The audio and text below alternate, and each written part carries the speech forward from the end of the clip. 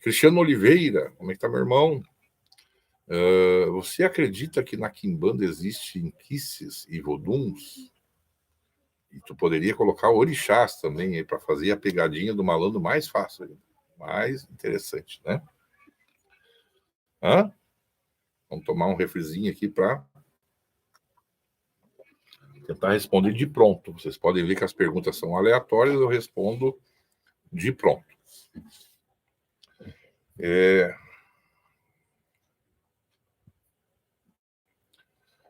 O meu irmão Cristiano é assim, ó.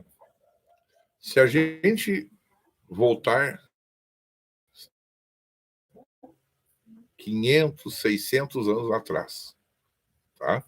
Ou 400 e poucos anos atrás, a gente vai ter a seguinte questão, né? Os colonizadores, tanto espanhóis quanto portugueses, que eram que dominavam a navegação na época, e, portanto, as colonizações dos novos mundos, e aí a questão da necessidade de mão de obra, etc. Chega lá em África,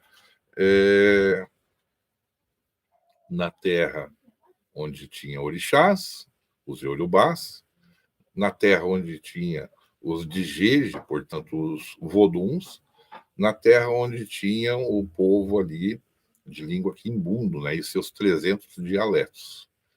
Congo, Moçambique, Angola, né? Aí vai ter os inquices, né? Os inquices. Lá não tinha a Umbanda e Quimbanda como conhecemos aqui no Brasil, tá? O seu Tata Caveira, Tranca-Rua, Maria Padilha, não tinha nada disso, tá? O que tinha? Tinham tribos, né? Com seus governantes ali, para o pessoal entender, né? Seus delegados, como eram chamados, do imperador, né? E tinham culturas muito locais, tá? Aí eu teria que pegar a questão assim, pro povo orixaísta, tu vai ter subclasses desses orixás, ou emanações desses orixás, ou o que alguns conhecem como Baba Egum, ou Egungun, ou espíritos que estão naquela vibração do orixá. Vou dar um exemplo, eu sou de Oxalá velho, como fala no candomblé, né? Aqui no Batuque chama Oxalá Orumilaia, né? Orumila, o pessoal conhece, mas na verdade é Orumilaia. E quando eu morro, no entendimento orixaísta, eu vou estar junto com os meus orixás. E se o meu espírito um dia retorna, ele retorna como um espírito de Oxalá. Afinal de contas, eu sou filho de Oxalá. Isso no conceito orixaísta. Então, se dos tribais ali, né, dos povos daquela região que tem um entendimento orixaísta, se ele incorpora um ancestral, ele está ali recebendo um espírito de um ser humano que, por ser iniciado, por ter passado uma vida de devoção ao orixá, ter as suas feituras, quando ele retorna e incorpora em alguém, ele é entendido como o espírito de um determinado orixá. Tá?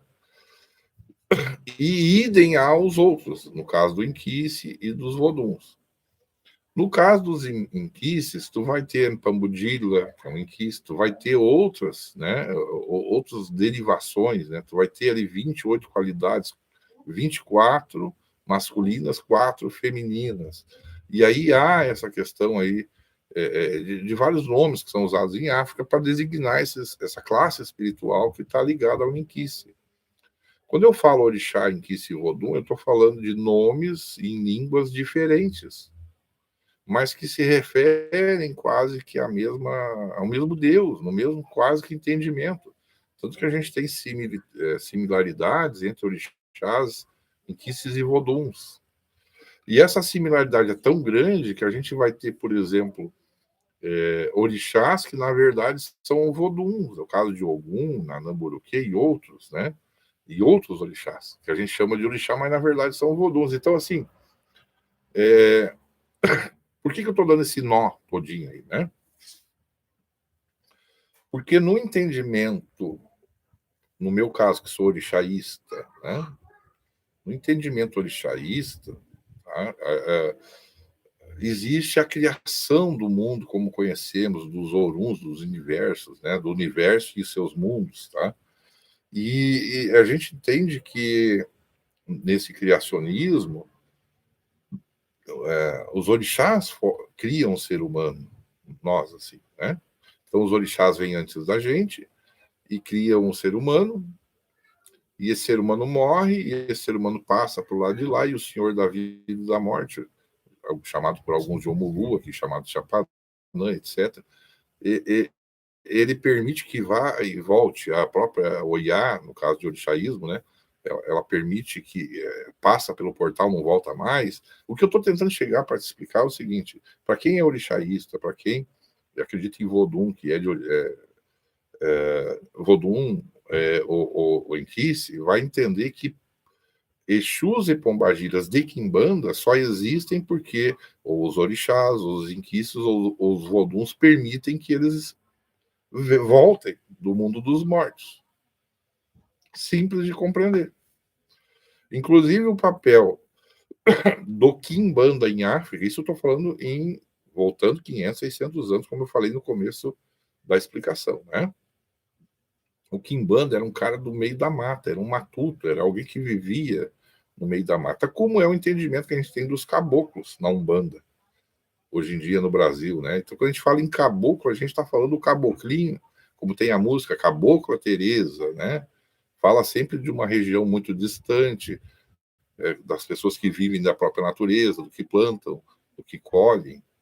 Então, quando tu fala do Quimbanda, aquele curandeiro lá, como se fosse um benzedor, uma benzedeira, uma rezadeira, como é falado aqui hoje em dia, é uma pessoa ligada à natureza.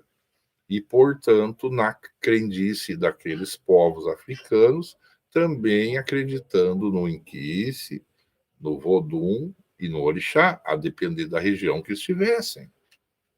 Eu não sei por que há hoje em dia um separatismo.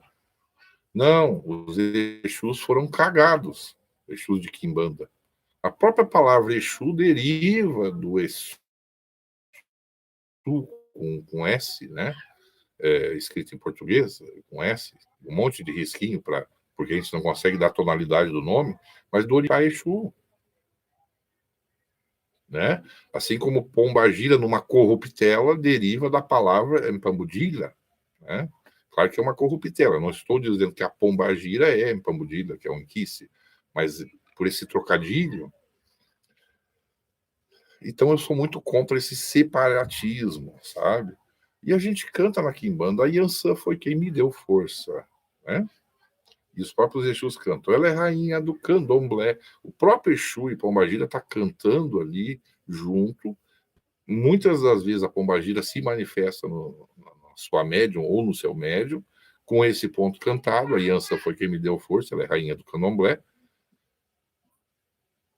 E ela ali está afirmando a rainha do candomblé. Do candomblé, entenda-se o orixaísmo, ou o inquice, ou o vodum.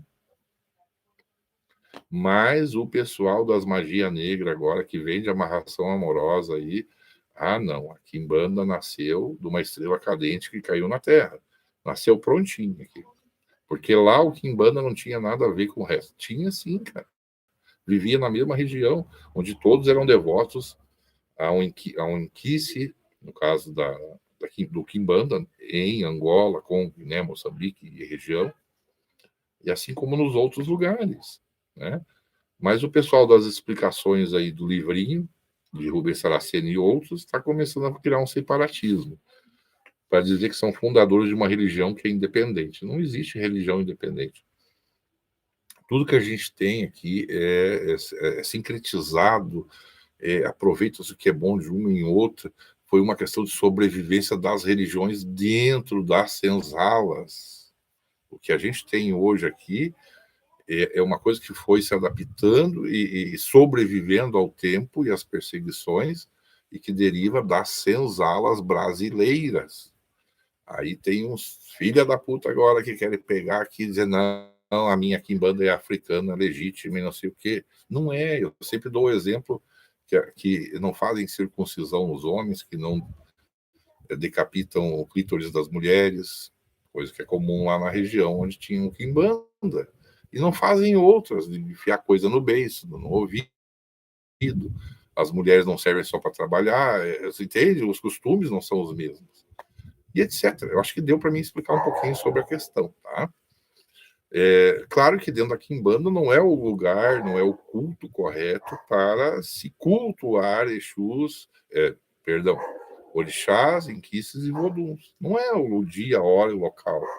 Mas no mesmo terreiro é possível tu ter o candomblé e a quimbanda, é possível tu ter o batuque e a quimbanda, umbanda também. Aqui era muito comum antigamente se ter as três. Culto ao orixá pelo batuque, a umbanda e a quimbanda, e vive de boa.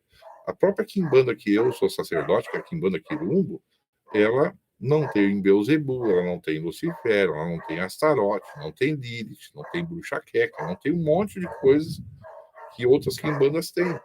Porque a nossa quimbanda, ela trabalha de mãos dadas com a Umbanda, respeitando o orixá, ou o Iquice, ou o Vodun de cabeça do seu médium. O Exu que chega em mim, ele chega num corpo que é emprestado a ele. Exu de Quimbanda, né? O Pombagira. Sabe? Então, o Exu veludo, quando incorpora em mim, ele sabe que esse ori pertence ao meu pai Oxalá, e assim por diante, qualquer outro médium.